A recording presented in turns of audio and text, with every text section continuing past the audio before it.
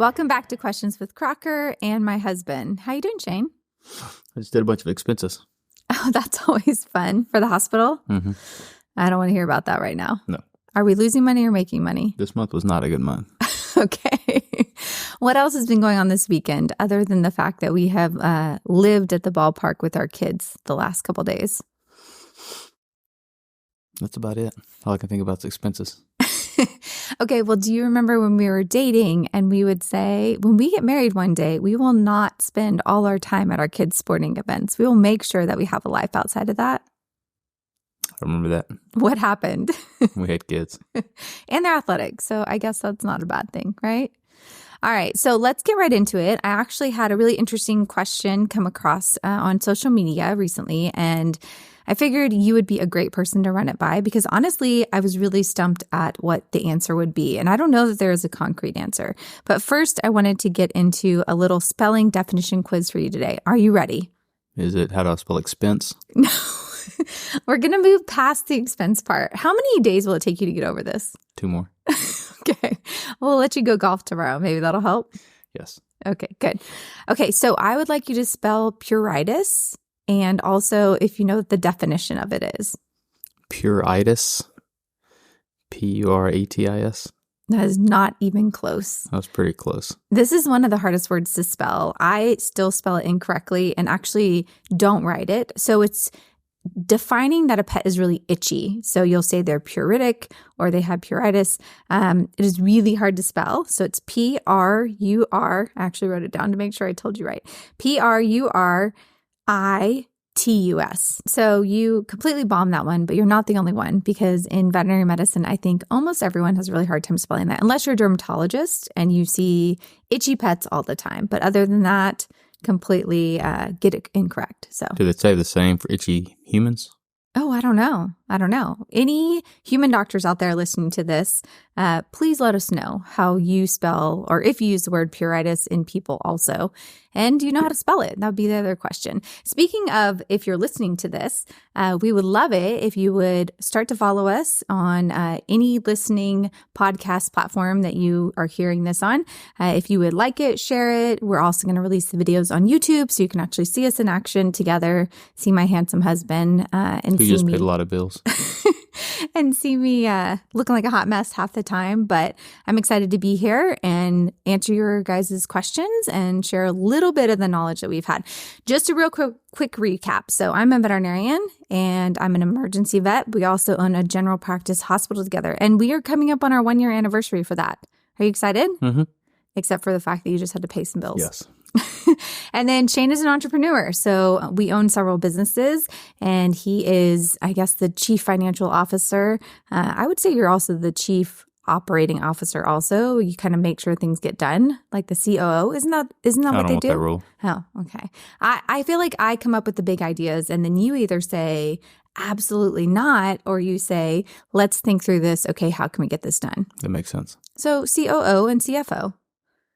And I'm DVM and CEO and everything else pretty much. Yes. Okay, that works. So I feel like we're a good team because running a vet hospital, you have to wear a lot of different hats and you wear a lot of the hats that I don't know about. So this question that I got, I thought was really interesting. And I think it's something that we will backtrack a little bit on and lay a little bit of a foundation and then get into the question. So I had a vet student ask me, she said, I really want to own a practice one day, but the practice that I want to own is one I used to work in when I was a technician. I'm planning to go back there and work after I get out of school, but they recently sold to a corporation. What I want to know is, do corporations ever sell back private practices that they bought to private practitioners? Does that ever happen? And so I thought, one, we should first lay the foundation for if you're thinking of buying a practice or going into practice ownership, what are your options when you're looking at that? But then two, circle back to the question of, would a corporation ever sell a practice to a private owner? And what would that look like if that happened? And that's where I really think you could help out. So first things first, when we started talking about owning a practice, I learned what a de novo was. I didn't know what that was. So why don't you explain kind of what you have to think about when you're looking at going into practice ownership right off the bat? What's the decisions you have to make? Yeah, I mean, there's a lot of decisions. One obviously is, do I purchase, right? and the other is do I start from scratch? And that's kind of the definition of de novo. They both have their positive attributes, and they both have some negative attributes to them. When you're purchasing a clinic, you're obviously probably paying a little bit more because you're buying the goodwill of the practice, meaning their customers, their website, their phone number, their location they've been in for a number of years, etc. And the thought around that is you're going to have immediate revenue coming in. So you step in, you take on a lot of debt, but you immediately have revenue to pay the debt, but also pay yourself. Are you saying it's more expensive to buy an existing practice most of the time than to just start from scratch? It can be more expensive because typically if you're starting from scratch, you're just having to invest in the assets and then a capital injection to run the business. You're not paying for the goodwill at that time because there's really no goodwill for the company. Now, that being said, you could buy an older practice with assets, but the assets don't have a lot of value because it's so old.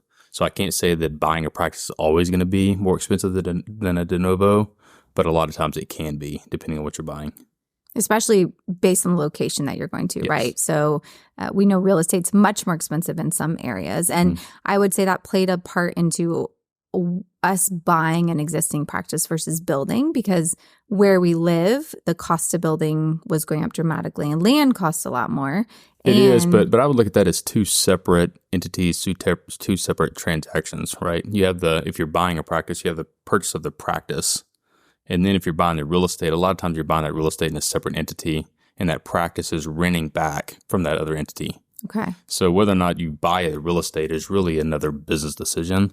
It shouldn't necessarily wrap into your decision to buy a veterinary practice. That makes sense. But I do think location is so important. And a lot of very much. times the prime locations are always already taken by the businesses that have been there a long time. And that's part of our hospital. We drove by it, every day for years. And we realized that the location was just something we couldn't pass up. And that it was somewhere where it was continuing to grow around it, but it had been there so long that it was such a staple in the community, and that was really important. So you have to kind of decide between startup versus buying existing practice. Definitely good and bad about both.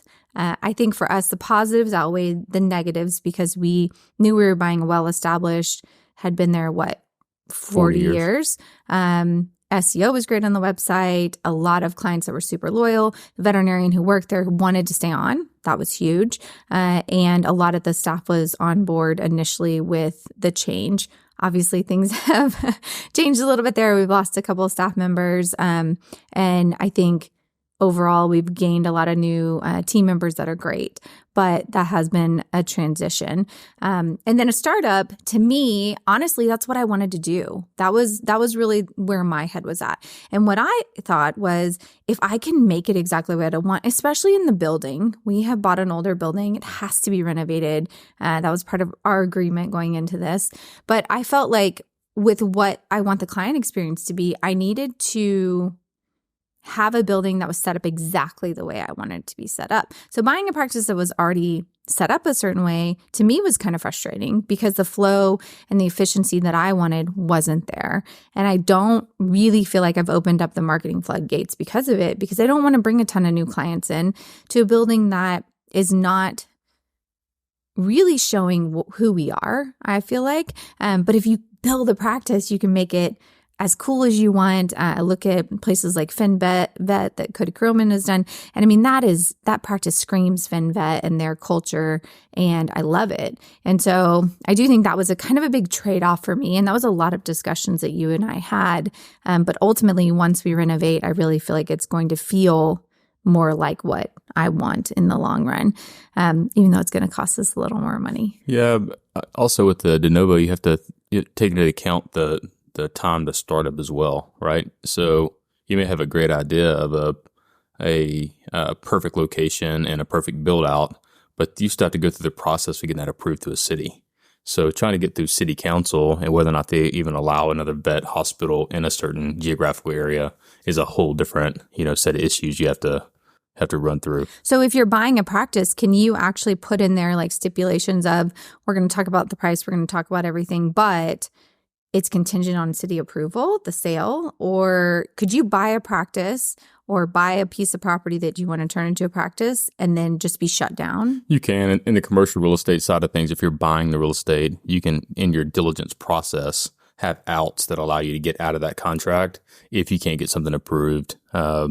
Either the type of building you want or the layout that you want or the amount of space you need. There's some outs there, but you have to do that, inside of a window that you negotiate. I think part of that also has to do with competing against corporations for different vet practices, right? So you can start your own and you're not really competing against corporations because most of them are doing de novos, most are buying practices.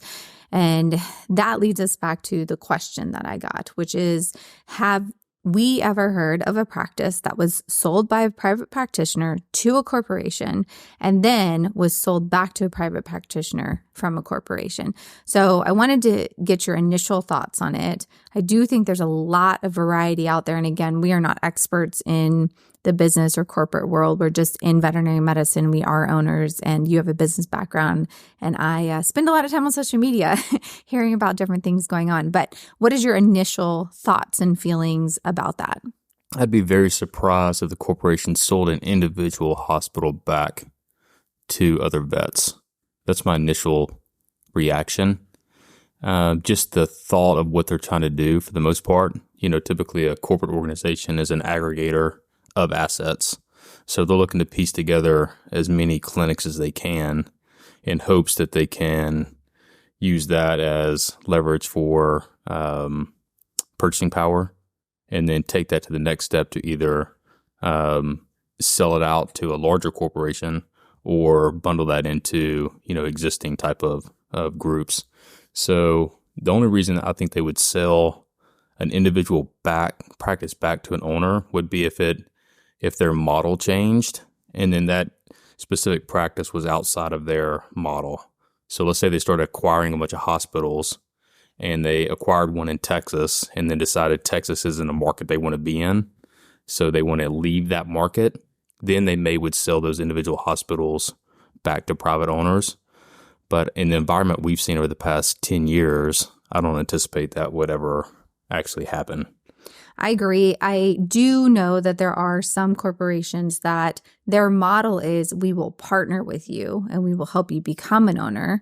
They say that initially you can actually, get ownership in the practice. Now, whether that's through getting a percentage of it or buying some of it over time, but I don't know how many of them actually sell you back the practice 100%. And typically that's not a one practice, right? They're giving each individual owners the ability to own a piece of a much bigger organization, and I think that's the appeal to an owner, right? Let's say you're an owner that owns a one doctor or two doctor practice that does X number of revenue per year and makes Y. The thought is you can put your practice inside of this larger organization and now own a piece of this much larger organization that we're going to grow 10 times or 20 times and much faster than you can grow as an individual hospital. So the appeal would be to have individual doctors be a part of a larger organization, but not necessarily spin out one practice to have somebody else buy it. Do you think that's how there's combating kind of the feeling sometimes that they come in and they just kind of chew up parts of the industry and spin them back out and they don't actually give back as much? Do you think that's like a marketing strategy a little bit for them to have people sell their practices to them by saying, no, we're not going to own it 100% and you'll have ownership in it too? Or do you think that they truly believe that that is the best way to do things? Yeah, I mean, obviously there's probably two sides of every story and then the truth, yeah. Right? So deep down, I don't know that all corporate practices are the big bad wolf, right? I think a lot of them may have great intentions to bring owners along and have them exit at some point in the future, much wealthier than when they got in. So I don't think that corporations necessarily use that as a marketing tactic with, bad intentions.